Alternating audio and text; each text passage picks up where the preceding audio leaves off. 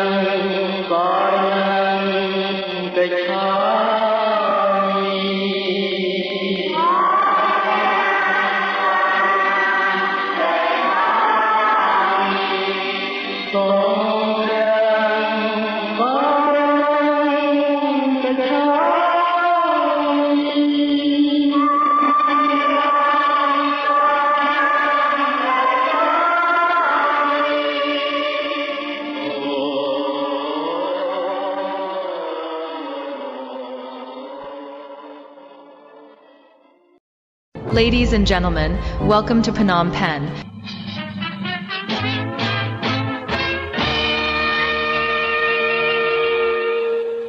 Na som lap madai puk aiដូចជារំលាយព្រះពុទ្ធ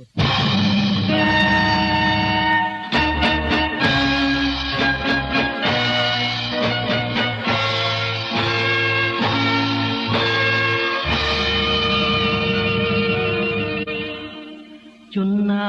សំឡាប់មេដាបៃតាទទួលទោសាដែលមានឈ្មោះថាអនន្តរិយកម្ម